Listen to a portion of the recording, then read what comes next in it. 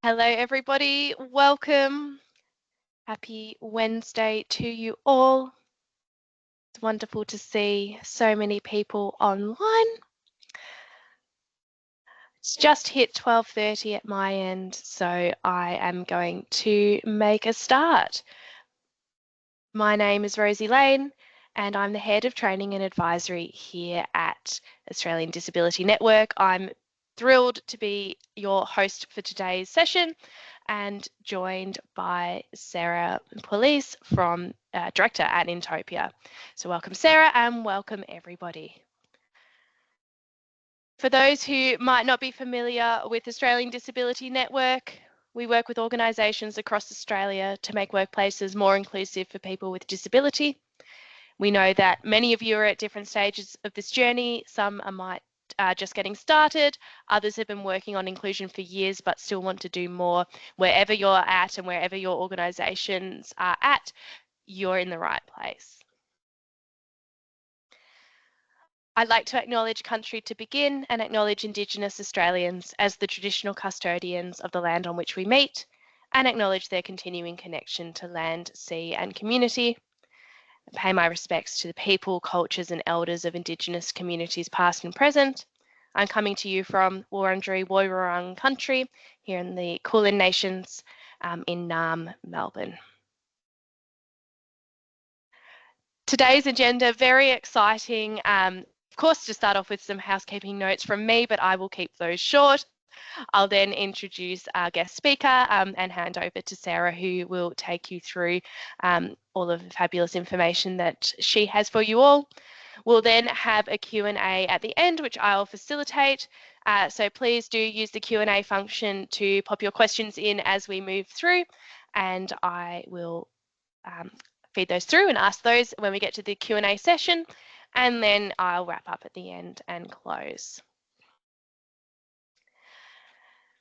Some accessibility features for this session as well. So we have live captions available provided by Deaf Connect. We have popped the link for those captions as a pinned message in the chat.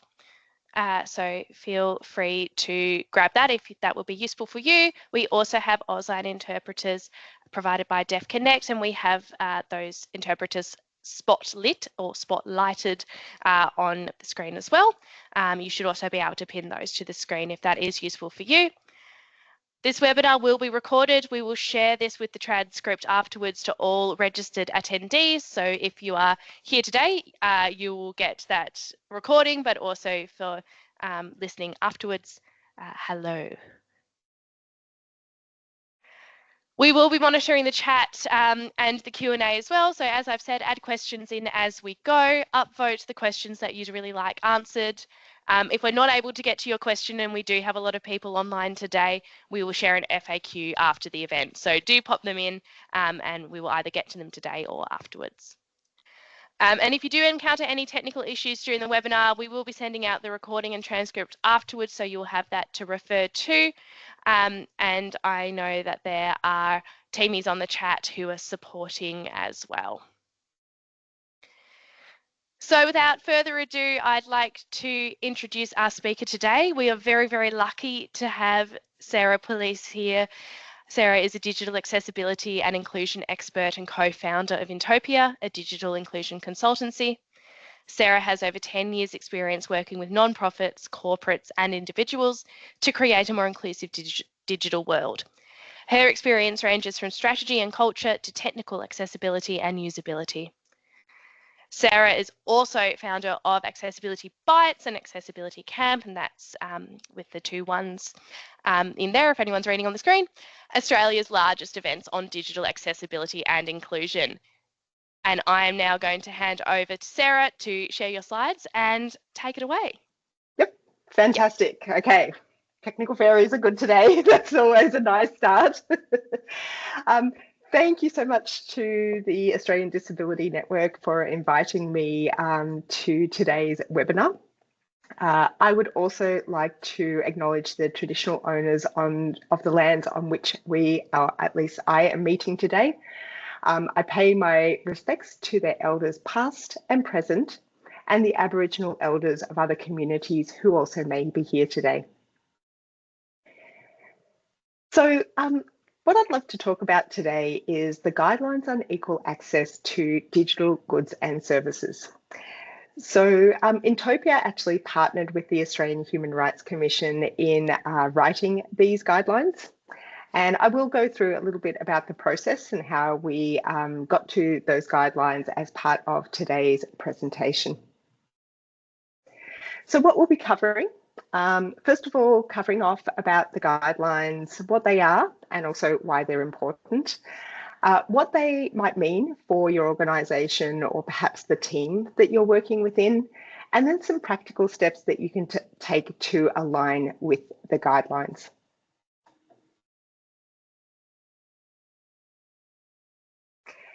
So technology is central to how we work, we shop, we learn, and also we connect. I'd love you to just take a moment to think through everything you've done over the last 24 hours. How many things have involved technology in some way? Did you use maybe a mobile phone, a computer, or perhaps a smart TV? What about maybe a smart home appliance or a credit card or even some kind of transport? What we do know is technology is everywhere. We do rely on it every day, and that we know that when digital products are inaccessible, people with disabilities are excluded from a huge part of society. And of course, the Disability Discrimination Act reinforces this, that equal access and also to digital goods and services is so important for people with disabilities in all forms of their life. So today we're going to be talking about these guidelines on equal access to digital goods and services. So this is a practical resource that was published by the Australian Human Rights Commission. And the guidelines clarify how the legislation, the Disability Discrimination Act, published in 1992, applies to the digital world. The core message out of these guidelines is simple but powerful, and that is that equal access to all forms of digital technology, websites, apps, and any other digital services, it isn't a nice to have, it is a fundamental human right. And this aligns with the UN Convention of Rights of Persons with Disabilities view on technology as well for people with disabilities. What these guidelines do is they're trying to provide clear and actionable advice to help organisations understand their legal obligations that move beyond compliance and one to general inclusion. So for years, we know organisations have asked us, what do we actually need to do to make things accessible? The previous document that was published by the Australian Human Rights Commission, which was called the World Wide Web Advisory Notes, was last updated 10 years ago. So obviously a lot has changed in technology in 10 years. So we know that this document was due for an update, and we're so happy to partner with the Commission on the update of that document, which is now called the Guidelines. And so this document really empowers everyone. It empowers organisations that are building or buying digital goods and services, but also those that want to understand and exercise their right to non-discrimination in a digital world. And that, of course, includes people with disabilities and also the community groups and disability organisations that represent them. So I wanted to explore a little bit about the relationship between the Disability Discrimination Act and the new guidelines. So if we look at the Disability Discrimination Act, the Act itself makes it unlawful to discriminate against people with disabilities in all areas of public life. It is the law, it is legally binding. That has not changed. However, being a legal document and being legislation, it is difficult to update. Although some of you may have seen that there is a process that has just kicked off in the last few weeks to review the Disability Discrimination Act. But that's the first time that's happened since 1992. Now, the guidelines on equal access to digital goods and services are authoritative guidance published by the Australian Human Rights Commission. They are specific to digital goods and services. Probably worked that out already by how many times I've said those words. But obviously, you know, the access to technology does touch on, as we sort of thought and talked about in that first part of the presentation, it does touch a lot of those areas of public life. What we're hoping is that the guidelines can respond rapidly to the changing technologies. But one of the key things is to look at both of these documents together. So the guidelines should be read in conjunction with the Disability Discrimination Act. And one of the very common questions that we had when the guidelines were released is, well, when do we need to implement them by? And I'll answer that one now, which is there are no timelines specified within the guidelines on when you need to implement them. And the simple matter is that the Disability Discrimination Act is still the Disability Discrimination Act. It was before the guidelines were published, and it still is after the guidelines are published. So there is no time frame. I guess we always would hope and love that organisations have been working on their digital accessibility and inclusion, and we also hope that these guidelines refocus on that and also give more practical guidance for organisations. But it's not something that's like a time frame related, you know, document. So a little bit about how these guidelines were created. It was in November 2023 that the Commission engaged Intopia to provide expert advice and essentially to draft these particular guidelines. That was a open process, so there was a request for tender for an accessibility partner. And Intopia, having worked with many organisations in the past, so Intopia is 9 years old now, and you know, our experience both on the technical side of producing accessible products and services, but also in the legislative side, not just in Australia, but also through our work internationally, meant that the Commission felt that we would be a good partner for this project. It was then soon after in December that we started on this process, and that included a review of the existing advisory notes, also reviewing the recommendations that had come out in the Human Rights and Technology paper, which was published by the Australian Human Rights Commission in 2021. And then lastly, an acknowledgement that there was some work done to update the advisory notes prior to Intopia being engaged. And this work was led by Greg Alchin and others in the community, which did include myself.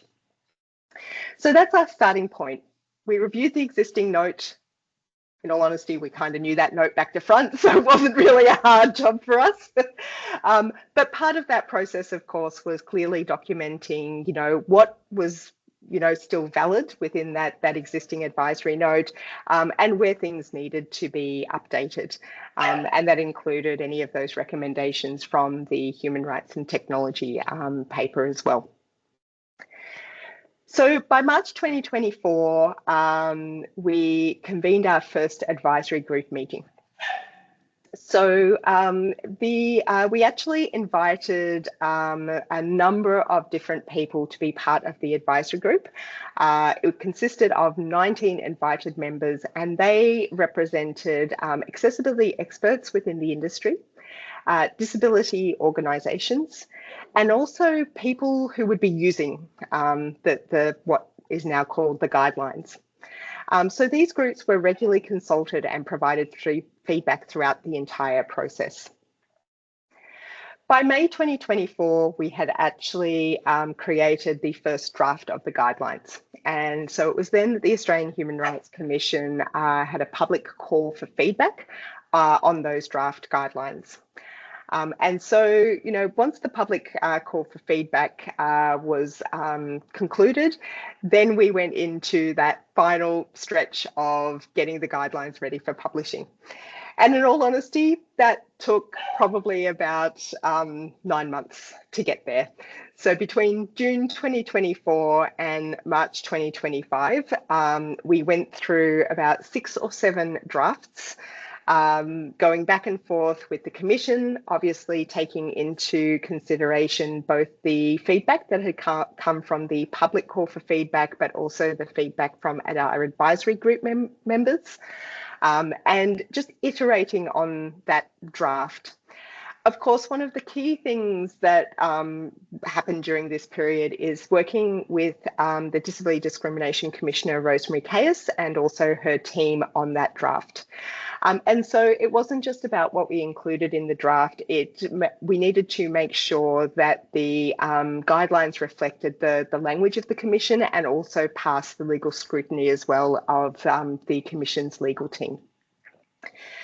And in May 2025, we released the guidelines. Now, in all honesty, some of you might know that actually at Ali Accessibility Camp last year, we had a recording of Commissioner Caius saying, oh, the guidelines will be out soon. We were all set to release them in December. And then, of course, like all good projects, something came up and someone said, hang on, we've got to wait. So technically speaking, we were ready to go in December 2024, and then finally in May 2025, we got to release the guidelines. So in all honesty, it was an amazing feeling to be able to work with the Commission to release the guidelines. I have had some fantastic feedback from people, including someone who I do know is on this call because I saw them post a message in chat, who I think said that they wrote love hearts all over their printed copy, which I have held dear, that comment. But I guess for us, you know, Intopia and so many people within the disability and also the accessibility community have been working to improve the accessibility of digital goods and services. And so by no means is this something that is new, or even I would say something that is groundbreaking. But at the same time, it has put a renewed focus on digital accessibility and inclusion. And I've seen the direct results of these guidelines being released, and organisations, you know, really looking at their digital accessibility and inclusion initiatives. So I want to just go a bit over the guidelines and what you can find in there. Maybe some of you have read them, so bear with me. So the guidelines are broken up into 3 chapters. The first chapter focuses on the legal aspects and also human rights obligations. So it tells us the why from a legal perspective, but puts that within the context of digital goods and services. The second chapter is much more of a practical chapter, a how-to, and that looks at how to go about providing equal access to digital goods and services. And then lastly, chapter 3 is a bit more like a reference library. It actually lists some of the different standards and guidelines on digital accessibility that we know people are using. So looking a bit more into chapter 1. So chapter 1 actually, as I mentioned, it looks at the Disability Discrimination Act, introduces that, but in particular, it you know, then does focus on what is considered digital goods and service. And in defining what digital goods and services are, this is definitely one of the main things you'll see a difference between the advisory notes, the previous document, and this one. So when the advisory notes are published, it very much focused on websites, and that really was mainly it. You know, it did definitely referenced documents and had some advice around PDF documents. But, you know, technology have definitely evolved a lot in that 10 years. And so, you know, it didn't talk about even like, for instance, mobile applications. And I know, you know, that was often questions I got asked, oh, but the advisory notes, they don't mention, you know, mobile apps and that. And then often we'd have that conversation of, well, again, what is the Disability Discrimination Act, the fact that Section 24 talks about goods, services and information, that really is anything digitally related. If you're delivering any good or any service or any information in a digital format, it's going to fall under the Disability Discrimination Act. But this particular, part of the document really outlines what those digital goods and services are. And in particular, it calls out, I guess, your usual suspects, your websites, your mobile apps, your documents, that kind of thing. But then it also talks about what I call the digital physical hybrids. So things like maybe kiosks as an example, or FPOS machines. But then, of course, also makes a nod to a bit more of the, let's call them intangible technologies like artificial intelligence and biometrics. The chapter 1 also talks about that difference between direct and indirect discrimination. So for instance, direct discrimination is an active decision to block access for someone, let's say. Perhaps you haven't designed your website to be used by a person who is blind using a screen reader. And then indirect discrimination, where perhaps it's the way things have been structured that actually creates that disadvantage. So maybe there's a timeout on a form, which means that someone actually doesn't have enough time to complete a process and doesn't have that ability to then to extend that time limit.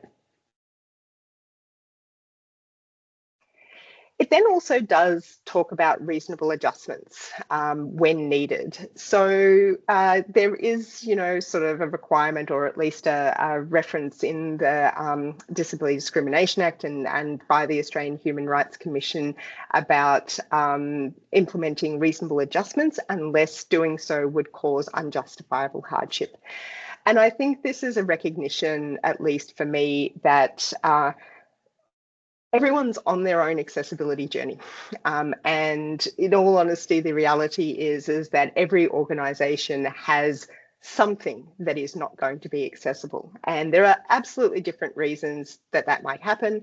It might be legacy systems that you are in the process of updating. It might be that you have 10,000 PDFs and perhaps it's just very difficult, to be able to, update 10,000 PDFs, for accessibility. So I think this is just an important acknowledgement that there is that option of a reasonable adjustment process. And then lastly, the highlight for chapter 1 is that just highlighting changing and emerging technologies. As I mentioned, we're hoping these guidelines are easy to update and have been structured in a way that can be updated as technologies move and change.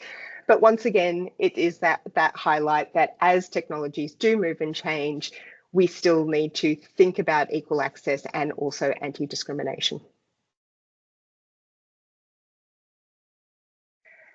So chapter 2 is a bit more of that practical how-to. So few highlights out of chapter 2. It does talk about adopting and applying recognised standards. So probably no surprise to anyone, we do have accessibility standards and they do have a role to play in creating accessible digital products and services. The old advisory note was referencing old standards. So this particular, part of the document, does bring us up to date with some of the latest standards. And also, when combined with chapter 3, really talks about not just WCAG, the Web Content Accessibility Guidelines, which are usually the most commonly referenced accessibility standards, but also a range of other standards as well. I won't go into those right now, but not just standards around the actual technical side of creating accessible products and services, but also guidelines or standards that actually help with the process of creating accessible goods and services. Key highlight, should have bolded this line completely, actively involving people with disabilities. So the old advisory note did mention this, but in my personal opinion, it certainly didn't come through as clearly as it does within the new guidelines.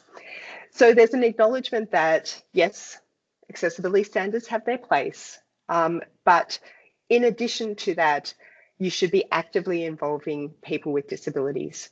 That includes in your user research, as part of your co-design process, and also in usability testing to verify what the experience is actually like for individuals.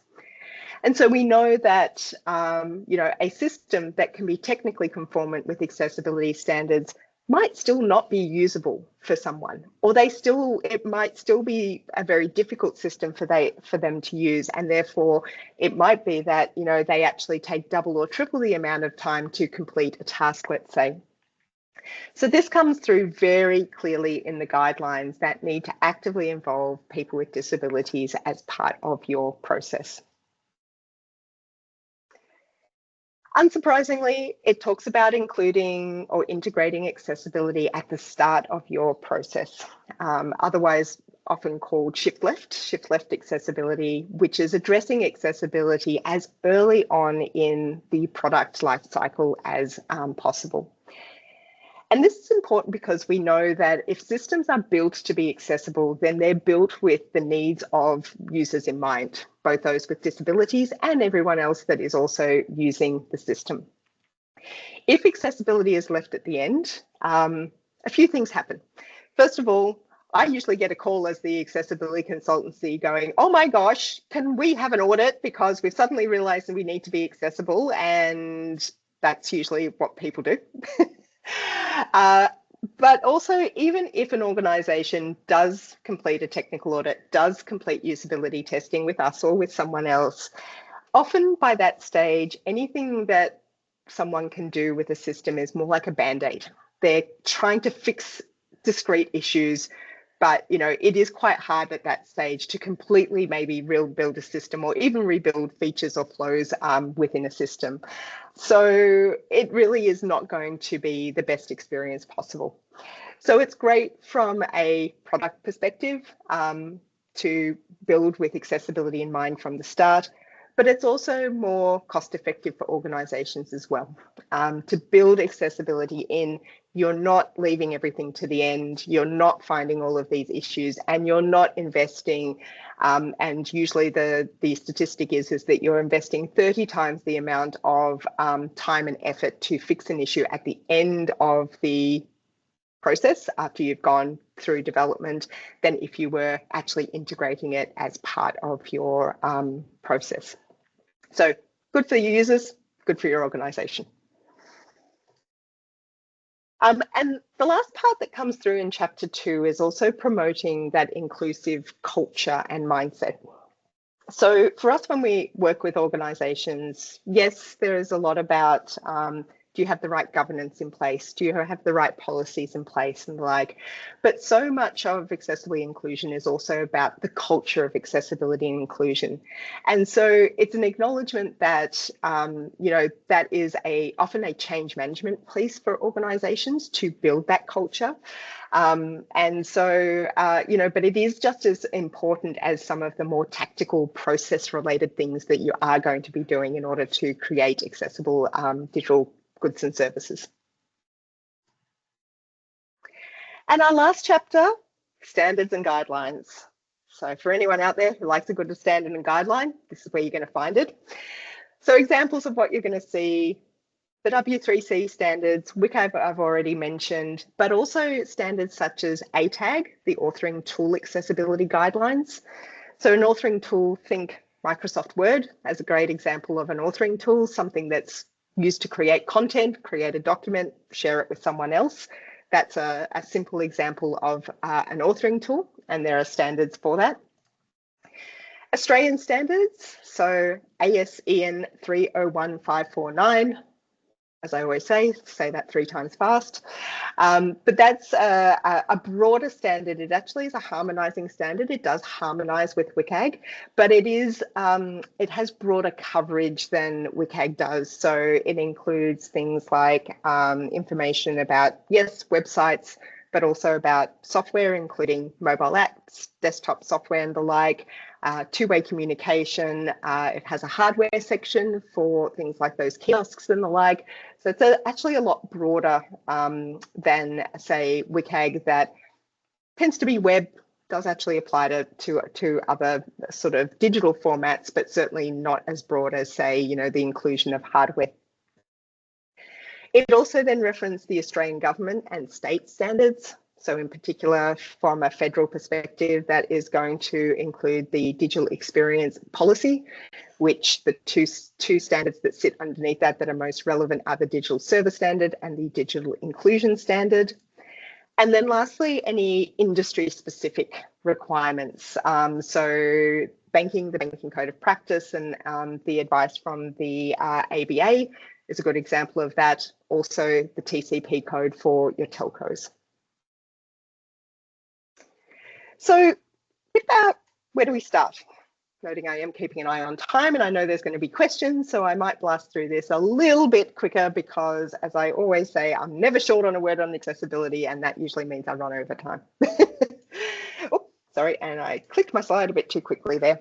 So look, every organisation has got a different maturity to start with. I've worked with a lot of organisations. An example is AusPost that we've been working with for the past 9 years on their access and inclusion. Of course, they actually came top of the Access and Inclusion Index this year for the Australian Disability Network. So, you know, you've got some organisations like that who have been working on accessibility and investing in it for a long, long, long time.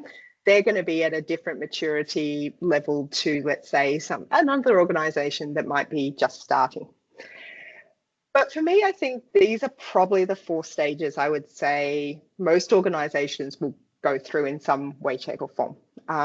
First is discover what's your current state. Second is define what's that shared vision across your organisation and the roadmap for change. Third one, deliver. Basically making it happen. And then the 4th one is sustain. So that's fostering ongoing successes, ongoing continuous improvement to really become a leader in this space. So here are some things you might think about when you go through each of these phases. And I've broken each of these into then 2 streams. I've broken it into a product and service stream. So that's much more about what the products and services you either currently have or maybe are looking at building or buying. And then the organizational side of things. So, you know, all the bits, let's call it, that we put around this to make sure we can actually deliver on our products and services. So things you might ask yourself in the discovery phase for products and services. What services do we have? That's pretty straightforward. You'd be surprised how many organizations don't know. What is their current level of accessibility? So potentially benchmarking, maybe starting with an audit, just as a benchmarking exercise, not to take away though from the actual experience of the user. But then lastly, what constraints might you have to consider? So things like those legacy systems and that kind of thing that are going to take time to address and to say change over. From an organizational perspective, maybe looking at how mature is your governance or your policies or your processes that go towards supporting the creation of accessible products and services. What's your current knowledge and skill level across the organisation for anyone involved with this? And do we have that culture of accessibility? Like, are we starting from very low base, or maybe we actually can build on a great culture already? Second part, define. So you've kind of understood where you are. Basically, that's your accessibility maturity assessment. Then you start to look at, for products and services, how am I going to fix the existing products and services? So most organizations that I work with, we work on a remediation plan. What's in existence? How are we going to fix that? But then how am I going to ensure anything new is accessible? And then how am I going to address those constraints over time? So then from the organizational perspective, it's how do I make accessibility business as usual? That's a very open-ended question. How do I make sure people have that right knowledge and skills? So uplifting capability, you don't want to set people up to fail, put a policy in place and then actually no one knows how to do something or what to do. And how do I foster that inclusive culture and that inclusive mindset? Onto the tactical deliverer, and in all honesty, I could put 10 million points underneath here, and you are all going to have things that you'll want to prioritize within your organization. But products and services, essentially executing that remediation plan for anything that is in existence, setting up reasonable adjustment processes for those products perhaps that you can't make completely accessible at this point in time, and also call out for setting up accessible procurement practices. So locking yourself into a product for, say, 5 years, not having considered accessibility, that can be a huge issue.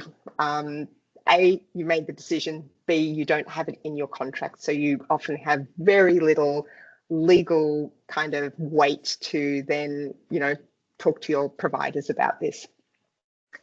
And then from an organizational perspective, starting to set up those governance and policy structures. So we're sort of thinking top down governance and policy, and then bottom up, people having that inclusive mindset, having those skills and knowledge to deliver on this. Implementing those accessible ways of working. So how do you integrate, how do you shift left accessibility in your organization, and rolling out that training program. And then lastly, the sustaining element to things. Products and services optimizing accessibility. Now, you might have some of these things. The examples I've given are things like automation. So we cannot test everything, all accessibility issues against using automated testing tools, but we absolutely should be using automation where needed and where necessary in order to optimize your process. Reusable components, design systems, all of those are going to speed up that process, but also create a more consistent experience for everyone.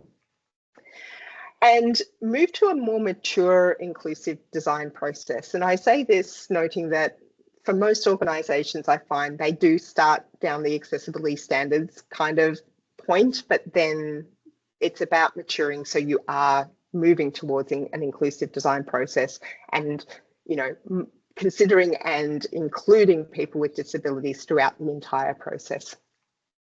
And then at an organisation stage, implementing those long-term plans and becoming a visible leader and sharing your experience with other organisations so you can learn off each other.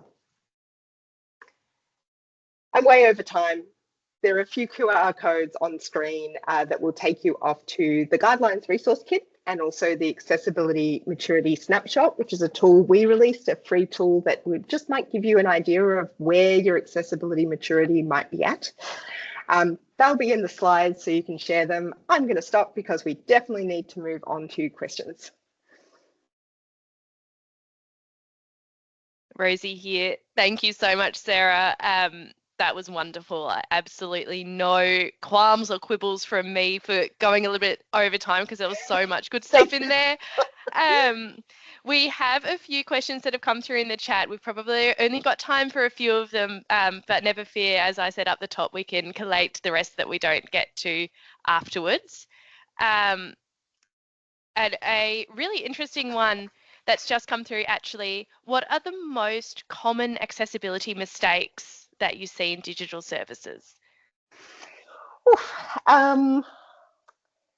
Mistakes. Okay, there's probably a few, and I'd say, so I might not talk about like the technical mistakes, like, images don't have alt text and that kind of thing. I think we all probably know those types of mistakes that happen. I do think within organizations, mistakes that are made are often not having a senior sponsor for your program.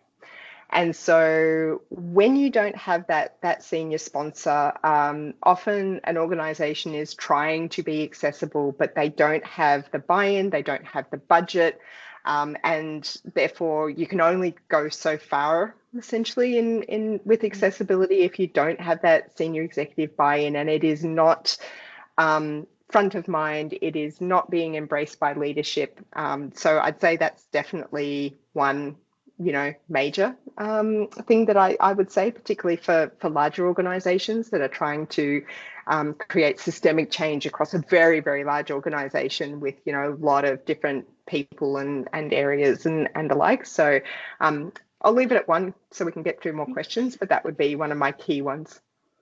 Rosie here, that's fabulous, and that resonates with us at AusDN, who we talk about the importance of senior leadership all the time, because it really is that one of those key drivers of being able to create that kind of sustainable change that we're talking about. One that's a little bit more technical, I suppose, asking around, besides screen reader tools, what other accessibility testing tools do you recommend, or how can we begin that process of auditing and understanding the accessibility of our digital products? Yep, absolutely. So when we talk about tools, there is probably, I'm going to put screen readers aside for a sec, because that is probably what I call an assistive technology, and we should be testing with those. But if you're testing, again, and it's usually against the standards, you do have then your automated testing tools, which I mentioned. So there's a lot of free ones out there, often plugins or the like that you can download. So some of the common ones. So Lighthouse actually is built into Google Chrome, so anyone has access to that. It actually uses the Axe rule system, but you can actually download Axe by DQ as well, which is another free plugin. Also, another nice one is Accessibility Insights, and that actually, again, uses the Axe rule set, but it also does have some guided manual testing as well in it to cover off the success criteria and that you can't cover with an automated tool. So they're just three off the top of my head. Obviously, there is always going to be a level of manual testing. I am not getting into the AI discussion today. That's a separate webinar. That's a separate webinar, exactly. But then on that assistive technology side, screen readers, I know a lot of people do use screen readers for testing. That can be useful. You do need to be aware, though, that perhaps a screen reader might be operating in a particular way and surfacing issues that, if you look at the code, might not actually be an issue for all screen readers.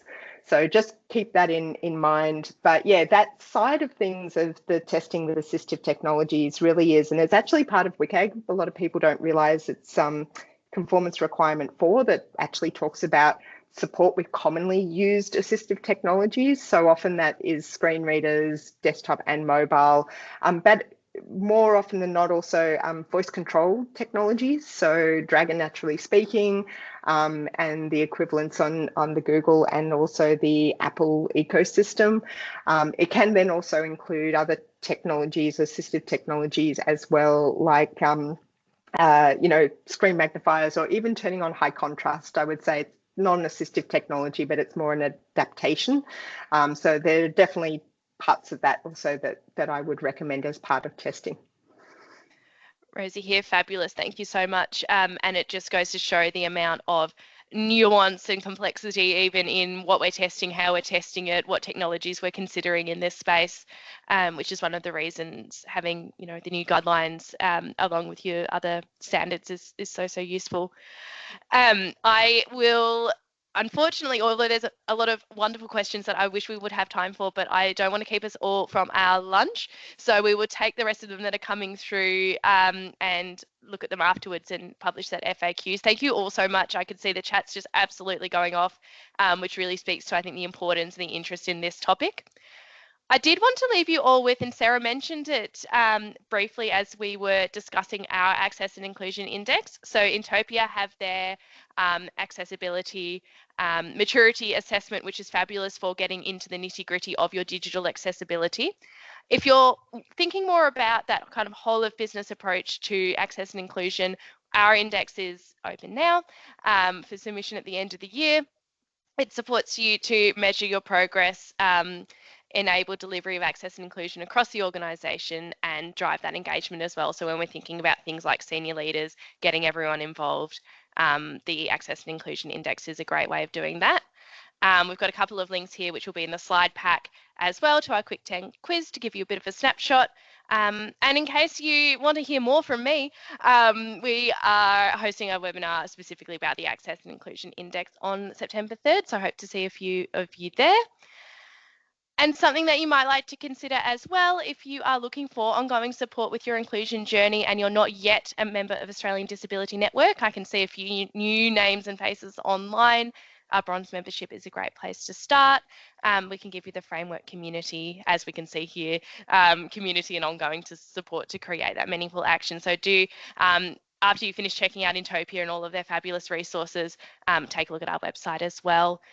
Thank you so much, Sarah. This has been fabulous. I feel like we could have had probably another 2 hours just talking about the guidelines and digital accessibility and unpacking what the new guidelines mean for us all. Get in touch with Sarah and her team and reach out to us, of course, if there's anything that we can do to support. But I will leave it there. Thank you all. Have a wonderful afternoon.